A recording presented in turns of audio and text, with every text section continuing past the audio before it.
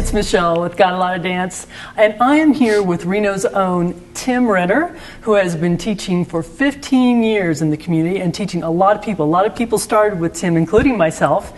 And Tim, how did you get started in dancing, and what are the dances that you know? Well, I started out when I was stationed at Lackland Air Force Base. I was in the Air Force, and I saw a swing couple, and I was intrigued with what they were doing. And so I decided when I got back home, I myself was going to pursue that dance.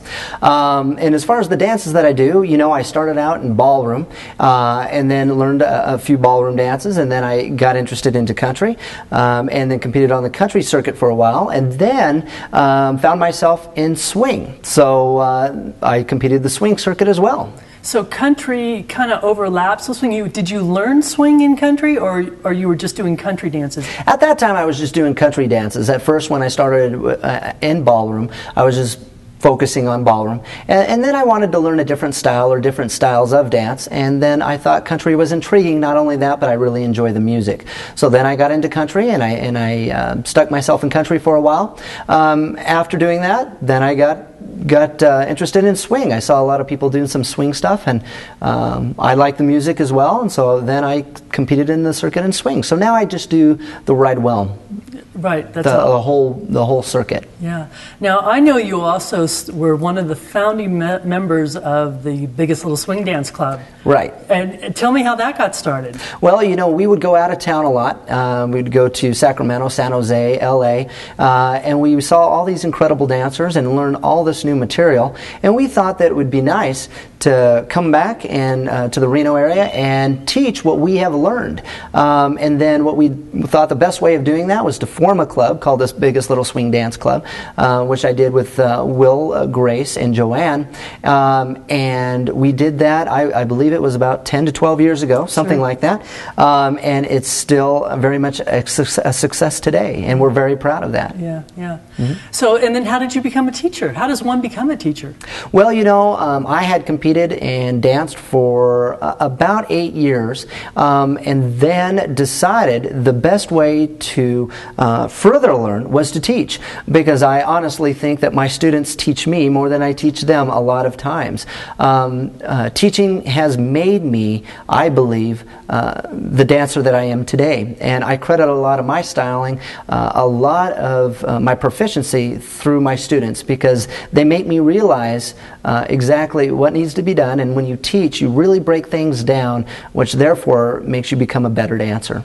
Absolutely. Mm-hmm. So where do you see a difference in the dance? You've been teaching for 15 years. So let's just talk about West Coast swing. How has it changed, or has it changed? Oh, it's changed incredibly. And in fact, with the new and up and coming exciting dancers, it continuously evolves. And to me, I find that sometimes frustrating, because of course I'm trying to keep up and learn everything that they're doing. But I find it incredibly exciting as well, because you've got all these new styles, all this new stuff, material, and it just makes it fun and continues to make it fun.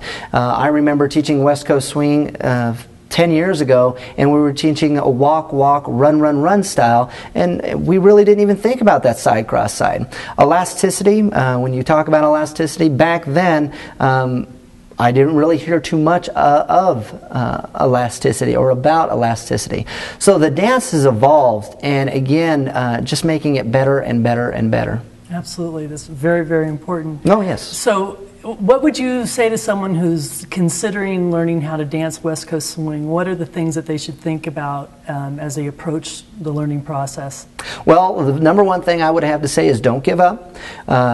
Enjoy the journey. And of course, it's always easy to say enjoy the journey, because you're thinking in the back of your mind, you know, I would just enjoy getting there. However, you will get there. The thing is, when I think about in my dancing career, a lot of the fun that I have, as far as a lot of the fun that I had was learning and introducing myself and being introduced to all these incredible people. And it was more, it was about the learning, yes, but it was more so too about getting introduced to a whole new family, a whole new network of people that are just have great energy about them. Absolutely. A community, a real Yes. dance community is what we have. Very much so. And we like to include everybody to come join our community. Yes. That's what it's all yes. about. Yep. Now, we just did a lesson. I just assisted Tim. You might have recognized me in there assisting Tim. And we were at the Starlight Studio in Reno. Where's the Starlight Studio located? Well, it's in Reno, Nevada, and it's on McCarran and Longley. We have West Coast Swing Night on Friday nights. We also have Nightclub Two-Step Mondays. And so we're here from 7 to 8 is the beginning classes, and from 8 to 9 is Hot Social Patterns. It's not run as a series class because we like everybody to participate. So therefore, when you come to the intermediate class, if you haven't been there for a while, we're always introducing something new, something that's on the circuit or something new hot on the circuit, especially in West Coast Swing. So you can always pick up from if you've left off a week ago or 2 weeks ago, there's always something new. And then with your beginning classes, you just focus on one move, so someone can come at, it doesn't matter if they didn't come in 3 weeks, if they go to the beginning class, they're just going to get that one move? It always focuses, yes, on the very basics, on the very fundamentals or the foundation of the dance itself. Because that beginning nightclub and or West Coast Swing fundamentals are probably one of the most important things you can get, because it then develops you into the intermediate or advanced dancer that you're going to be or become. Now, I remember you were telling me you were putting together a group of dancers, so a team dance. Can you Yes. explain a little bit about that? Well, what we wanted to do is put together a performance team.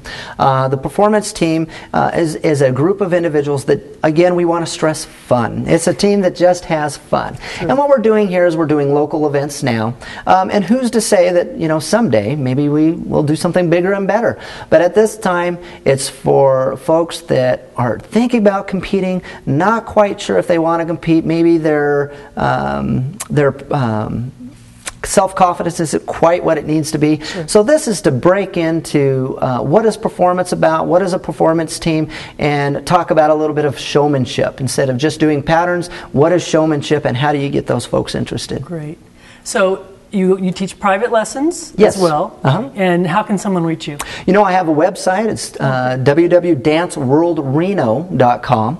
And then you can reach me through my cell, 775-636-5457. So again, Dance World Reno, or my number 636-5457. And that's posted right down below. You can get that information there. Well, Tim, thanks so much for sharing your knowledge, teaching. What a great, I really think you are one of the best instructors for completely breaking it down. I always know exactly what you want. Well, thank you. And we'll be talking to you more on the dance floor.